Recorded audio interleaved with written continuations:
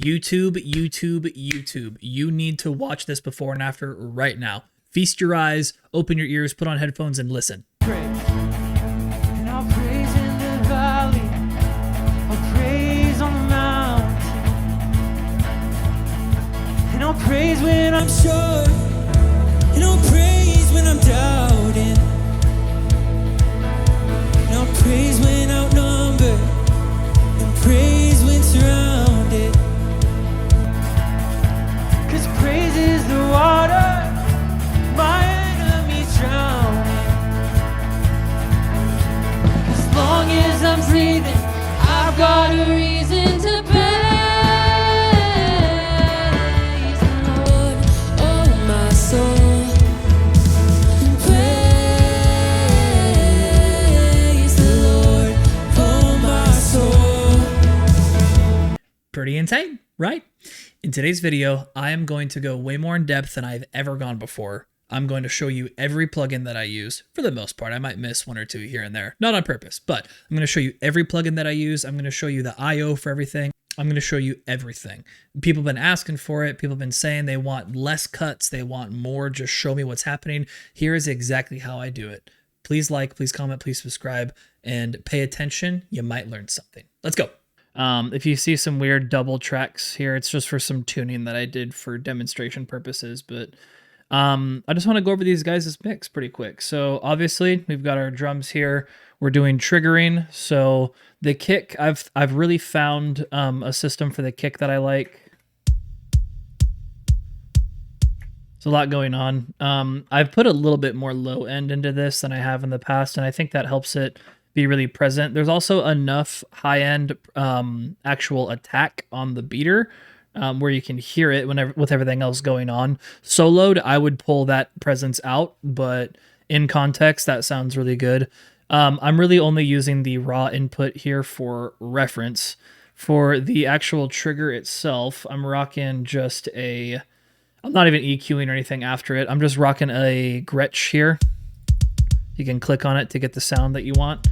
I love this Gretsch kick. I think it sounds really nice. For the snare, something similar. We're rocking a little bit of a brassy snare thing here. Oh, which you can't hear. And then a little bit of this C-Bass signature. Those together sound really good. I'm doing something funny for the toms, actually. So I'm actually using a Fat Tom 3 for all of the toms that I'm just changing the pitch on, except for the floor tom. But check this out. And the reason I did that is because it sounded really close to their raw tom. It was actually, their raw tom is tuned really low. And that's kind of the advantage of having only two toms, a rack tom and a floor tom, is that you can choose, you can have a much lower pitch on that first tom, because the high toms, no one, like in CCM at least, nobody really likes the way that high toms sound. So then that's tom 1 trigger. For tom 2 trigger here, we've got this, which sounds very similar. And you can hear a lot of like high end on the right side there. For me, it's over here. It might be over there. I don't know.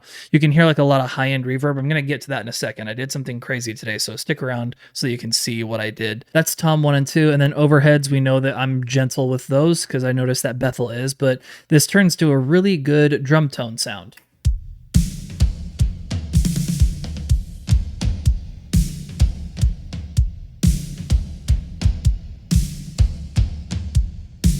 The cymbals are there. They're just very subtle, which I really like. Anyway, bass guitar for me is case by case.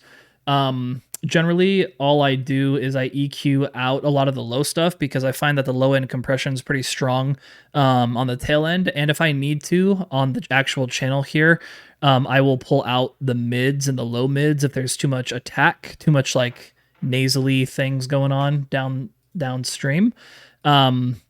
And by the way, just for the kick and the snare and everything, so you can see for the triggers here, I'm not doing any EQ or anything on the channel side. I am a little bit, I am on the snare, just a little bit of low mids, and then a slight boost on the high presence for the snare. And then for the toms, I have the same EQ.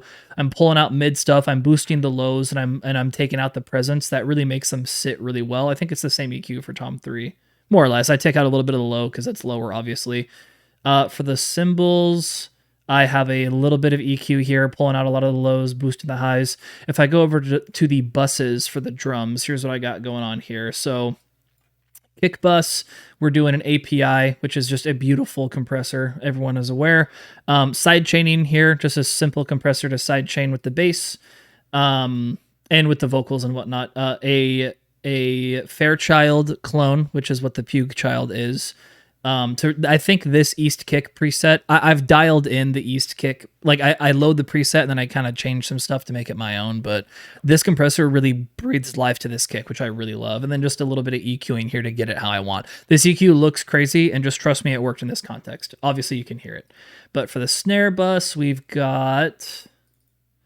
again, an API, beautiful, lovely, delicious, an EQ, boosting that 120. I find that 250 actually sounds pretty terrible. I know a lot of people, when I was in school for audio engineering, I heard that 250 is a general fundamental frequency for snares. But lately I've been finding I dig 125 a lot more. So anyway, boosting some of that. A lot, and a lot of that is going to the low end reverb, taking out a little bit of the mids and then boosting some high to make it really pop out. Little transient shaping going on, making more sustain. The attack is a little much, and then a little fine tuning EQ here just to round it out.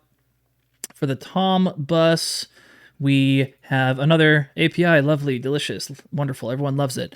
I'm pulling out a lot of highs for the toms, of course, and then I've got the Magma BB, the Beauty and the Beast tubes here. Doing just a little bit of lovely. This is a saturation compressor thing. It's pretty nice. And then some side chaining with that little simple compressor. Cymbals, again, API, lovely. Everybody loves it. Delicious, tasty, wonderful, renowned around the world. A little bit of EQ, again, very similar to the channel. That's because there's a lot going on with overheads. I'm controlling it in a certain way. All of those combined to the drum bus here. And the drum bus, there's a limiter, and then another API, and then an NLS, which is just doing a lot of the tone shaping, and that's it. And all of that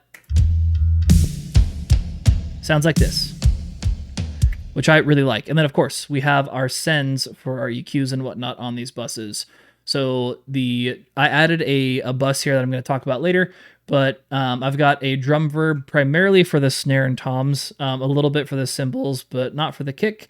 And then the entire bus is getting sent to an all verb, and then the entire bus is also getting sent to a large room reverb, which is it's different than the all verb, is to really make things sound spacious and wide and huge in our little caveman ears.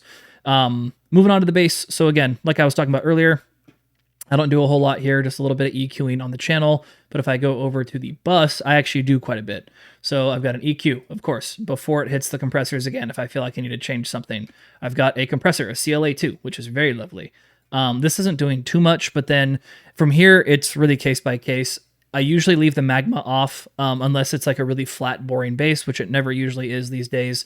CLA bass is a cool bass amp emulator that I use this set pretty much for everything. And then if I need to get some more bark out of it, I will use this Minimark and distortion, but I almost never do. And then this helps me fine tune. I'm pulling out a lot of the low stuff that is getting compressed through at the front end of the channel side. So it's still there. And then I usually do this high shelf or this high cut thing to take out too much of the high end like twang or the bark that I don't like. And then I usually boost something in like the 80-ish hertz to really give a smooth bass sound. I love that. It's so smooth, so yummy, so good. Moving on to the acoustic. Every single acoustic is different, and it's very annoying. Every single acoustic is unique, and it's the worst because there's so many variables. The pickups in the acoustic matter, the strings in the acoustic matter, the intonation of the acoustic matters, and the fingers playing the guitar matter. You can never just one size fits all, but I feel like I've got this sitting pretty well. I prefer the acoustics to kind of blend back a little bit, so that's why there's a lot of reverb on there. Got a violin. I usually copy my acoustic setting and then do a little bit of tweaking, but nothing crazy.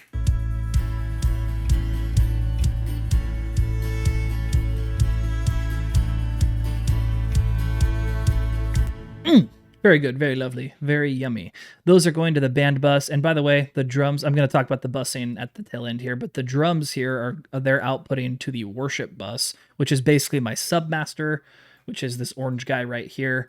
And then the drum Sorry, what was I saying? The band bus is where pretty much everything else that's not vocals or effects are going to combine into.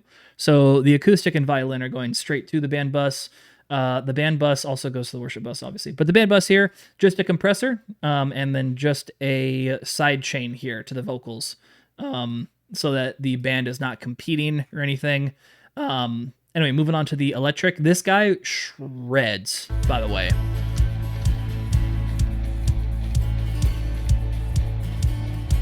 This guy shreds. He's awesome. He's very good. So he was really easy. Again, every electric guitar player is unique as well, because you never know if you're going to get someone who is just like running like a really light, Amazon pedal kit, or if you're getting someone who's running like a full David Hislop Helix Stadium patch that is like juiced to the nines. I don't even remember what he was or anything, but he sounds great. So I was able to fit him in really well, really easily. A little bit of panning to the right there. I like to pan him away from the acoustic so I can kind of separate.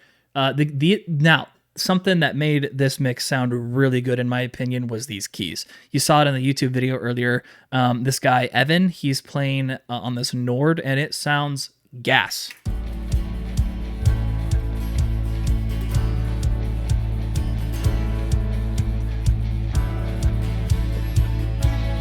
I'm going to back it up to here.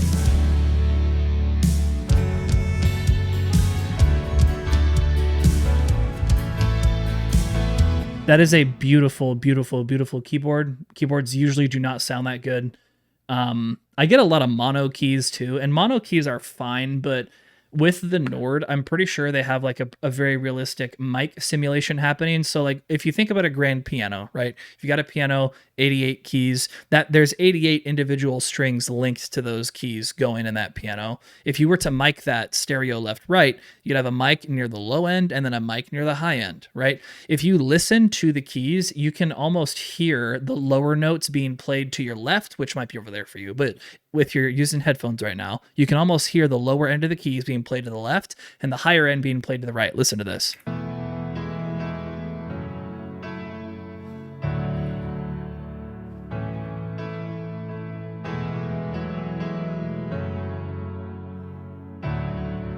It's very pleasant and it sounds like a real piano, but also there's a lot of processing happening to just make it warm and make it very usable. That's a very usable audio source. That's one reason why Nords are so coveted. Also because their keys, the key action just feels great. But anywho, moving on. That is just going out to a keys bus here, which I have multiple buses for keys just in case, but a little bit of a light EQ thing happening. Actually, nothing. It's just a low cut at like 125. And then a master keys bus in case there's two keyboards with a little bit of, low mid stuff happening, but did not need to do a lot because this keyboard sounds absolutely fire. Moving on to the tracks. They're not actually tracks, they're just pads. And funny enough, if you solo these, you can actually hear the click coming through. I think they're using a headphone cable on playback or something. And there's a little bit of crossover from the click in the track. It's very quiet.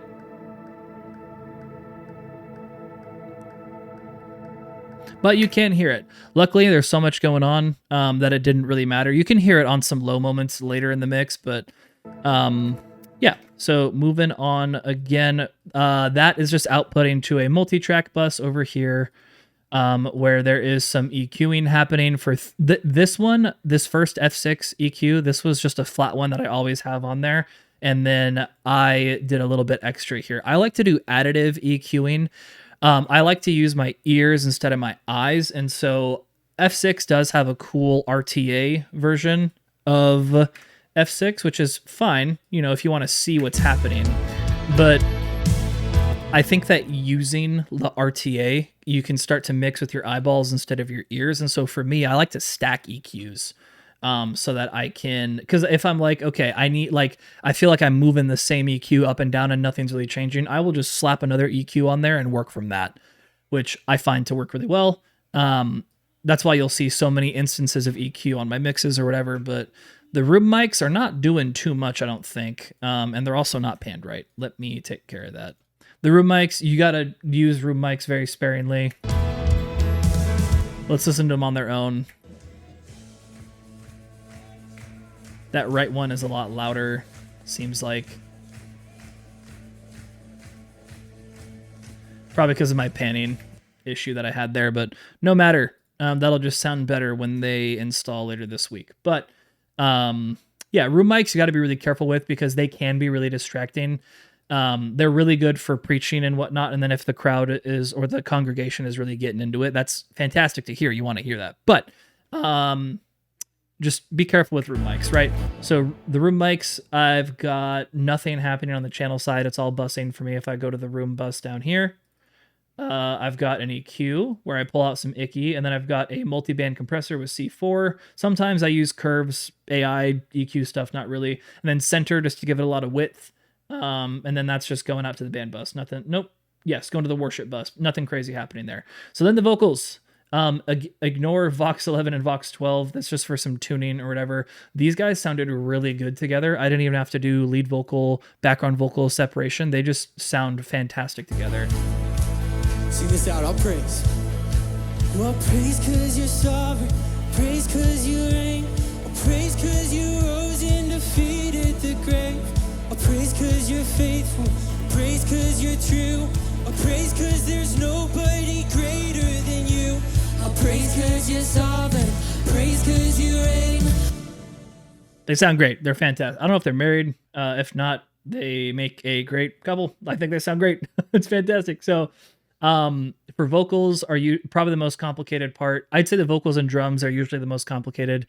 For these guys in particular, I'm starting with a gate / compressor. I love this is like probably my favorite plugin for vocals because it works really well. You just set the threshold for where they come in and where they don't. It handles the attack, the speed, the everything for you. Then you can choose how much you want to compress it right here. This is a general EQ that I find to be very non-invasive and boosts a lot of nice high-end presence there. We got a CLA2, which I go back and forth between this and the 1176. It just depends on what I'm feeling that day. We've got Auto-Tune, which right now I'm rocking 3060. I had to clean up some notes, doing some fun stuff for demo purposes, but you know, generally it works very well. RDSer. Lately, I've had to drop the threshold in the range pretty harsh just because I think of how much I'm slamming with the compressor. It makes those S's pretty hard, but it's working really good. Taming it all with a basic multi-band compressor. Those are outputting to the lead vocal bus here. Which, of course, API. Lovely, delicious, fantastic, yummy. Everyone loves it. Everyone knows it. Another C4 to pull out some low stuff, but to keep compression happening. This I used to use. I don't anymore. Just another EQ thing happening here, and then another EQ at the bottom. And that turns into this really awesome sounding vocal stack. Praise cause you rose and defeated the grave. Praise cause you're faithful. And praise cause you're true. Praise cause there's nobody greater than you. Praise cause you're sovereign. Praise cause you reign. Praise cause you rose and defeated the grave. Praise cause you're faithful. Very nice, lovely. We love to hear it. Now, for vocal reverb and effects and whatnot, for operating, I put my vocal reverb here. But what's happening is I'm sending on the bus side these guys to the Vox Verb. I'm also sending to the Vox Delay, which is outputting to the Vox Verb. I'm rocking the H delay for the delay and the H verb for all of my reverb. And then I've got some kind of side chaining here to just take out a little bit of presence when they're singing. Anytime you see one of those little blue spikes here, that's it pulling those frequencies out of the reverb so that it can cut through on the dry end. And then as soon as they let off, then the low part can come through on the reverb. It's just to make the vocals sound more present, not as washed out. Lets you use more reverb without really paying for it. Praise cause you're true. Praise cause there's nobody greater than you. Praise the Lord. That's Vox Verb and stuff. There's an all verb, which everything is going to. It's just a more different reverb. The reverb looks like this, by the way. There's an EQ, of course. It's complicated. You can do a lot with it. You can spend too much time getting in the weeds for sure, which I have and I do all the time. But lastly, kind of wrapping the whole thing up, the vocals have a little bit of parallel compression going on here. So listen what happens to this when you like make it crazy. Oh, my soul. You hear that? But if I take it out, then they sound pretty narrow and up front. There's a sweet spot where you can get a lot of vocal width. without it sounding crazy like that. Oh, my soul, praise the Lord. Oh, my soul. Right about there. The drum compression is not really, or the parallel drums, not really doing much, I'll be honest with you. Background vocals not doing anything. So, lastly, we get to the worship bus, the Submaster. This is where a lot of the magic is happening. I've got a little EQ coming in here to tame overall low-end compression, and then we're slamming it into an API, delicious, yummy, lovely, well-known, well accepted. NLS bus, controlling transients, making things loud, very nice. Another EQ where we're doing different things, mono versus the sides, or mid versus the sides, I should say. Vitamin Sonic Enhancer, this is where a lot of width is coming from. It's not artificial width, it's just more exaggerated, I'd say. So this is at 1.4. Watch what happens if I drop this to 1. Oh, praise the Lord. Oh, my soul. Then if I boost it back up, Oh, I won't be quiet. My God is alive. How could I keep it inside? 1.6 probably sounds better there, but this just adds a lot more to the right and the left, which just makes things feel and sound bigger because of our caveman monkey ears. After that, we've got just a very bit of fine tuning happening here. We've got this is sort of like Soothe, if you guys know what Soothe 2 is. This is just doing, I never touch this. I let it rock because I think it does good. And then lastly, the Master Chain, very small amount of EQing again, just to kind of tame some stuff. We've got IDX Intelligent Dynamics. This is just making things exciting. Listen to it with and without. So this is with, here's without. My God is alive. How could I keep it Put it back on, I won't be quiet. off, My God is alive. on. How could I keep it? Very subtle, but that subtlety is just one of the things that brings it together. Lastly, I've got a limiter here. This threshold is actually very low. I could juice things up into it. I'm just scared to change too much, but it's doing its thing. It's making it loud because our overall loudness is Keep it inside. Praise the Lord. Oh, my roughly soul. 12, which sounds very good. And again, these guys yesterday, they sounded like this. How could I keep it inside? Praise the Lord. Oh, And now here for forever, hitherto, unto, foretold, they will sound like this. praise 'cause you're faithful. Praise 'cause you're true. Oh, praise 'cause there's nobody greater than you. Oh, praise 'cause you're sovereign. Praise 'cause you reign. Oh, praise 'cause you rose and defeated the grave. Oh, praise 'cause you're faithful. Again, they sounded like this.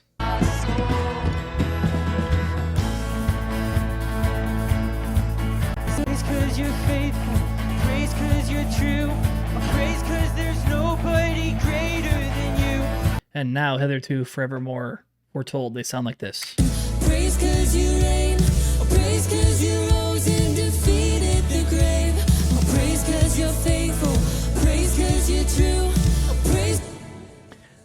This is not a gimmick. This is not a trick. This is just modern mixing. So anyway, I hope you guys like that one. I'm going to try this format. It's a lot easier on me, and I'm sure it's more interesting for you guys. But thanks for watching. If you enjoyed, please like, please comment, please subscribe. I hope you learned something, and I'll see you guys in the next one.